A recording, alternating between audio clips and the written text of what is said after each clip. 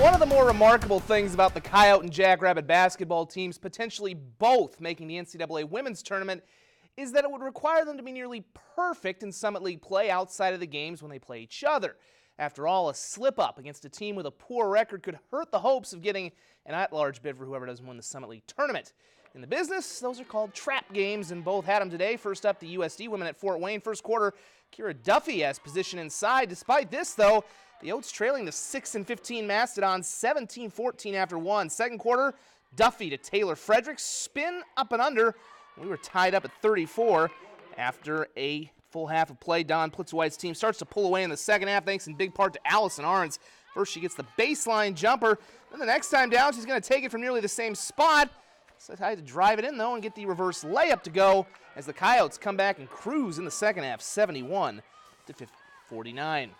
The Jackrabbits got off to an even worse start in Tulsa against Oral Roberts, trailing by 12 early. State starts to put some things together. Aberdeen's Peyton Burkhart with the and one. State still trailing, though, 25-13 after one, but they go on a big run in the second quarter. Macy Miller drives inside and gets the left-handed runner to fall off glass. Jacks on a 14-0 run to take the lead. And then the final seconds of the half, it's Maya Sellen drawing the defense and freeing up Tagan Larson, 33-28 SDSU at half. And then in the final seconds of the third quarter, it's Sellen the beneficiary this time. She had 13 points. Tylee Irwin added 15, and the Jacks come back to get the win, 74-65. Well, back in the Rushmore State, Sioux Falls opening a doubleheader with Crookston. It was all USF in the first half, thanks to some sharp shooting. Kiara James from the top of the key as the Cougs go up by 10 after one. And they were dialed in from distance as well. Lauren Sanders for three. She had 11, and the lead balloons to 17. In a jam, USF kicks it out to Augusta Tramer just inside the three-point line, and it's a 19-point game. Then off the inbounds, it's Mariah Szymanski. Look at how far she takes this one. Foot might have been on the back line. That's the three for her. She had 11 points as well.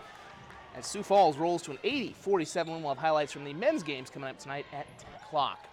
20 boys prep basketball teams from South Dakota and Iowa converge on Sioux Falls today for the Sanford Pentagon Classic, which features one of the biggest matchups of the high school season at 8 o'clock when the top-ranked team in AA, Lincoln, takes on the top-ranked team in Class A, T. However, we had plenty of good games throughout the day, including 11-2 Warner against 9-3 Corsica Stickney. First quarter, that's sophomore Brendan Wentland stepping up from the wing and burying a triple as the Jags go up by 3.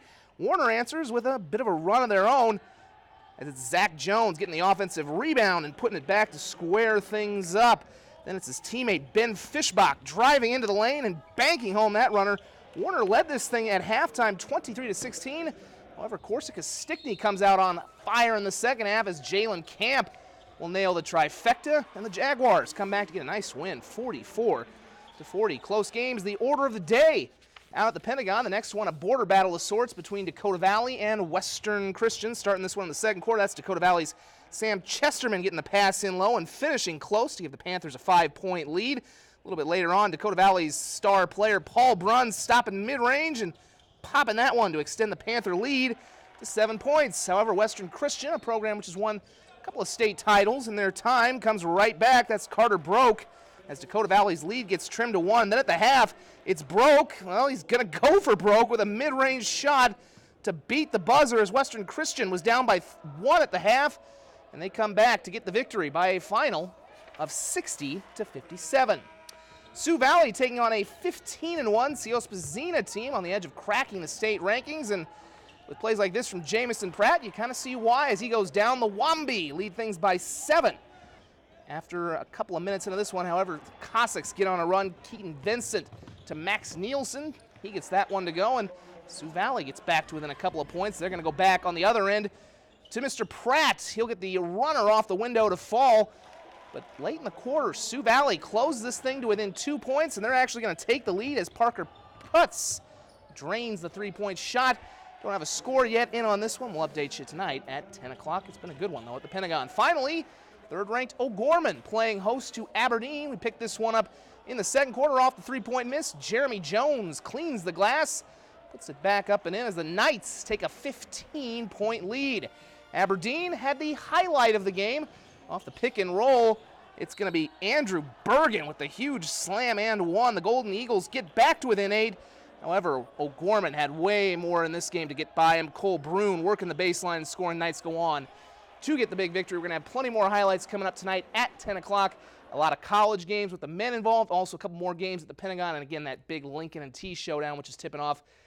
Be a little bit late, obviously, with some of the games running long at the Pentagon. Should be a little after 8 o'clock. We'll have all that and more tonight at 10. And also one other note, Patrick Mahomes of the Kansas City Chiefs named the MVP. The NFL Coach of the Year is Chicago's Matt Nagy. We're back in one moment.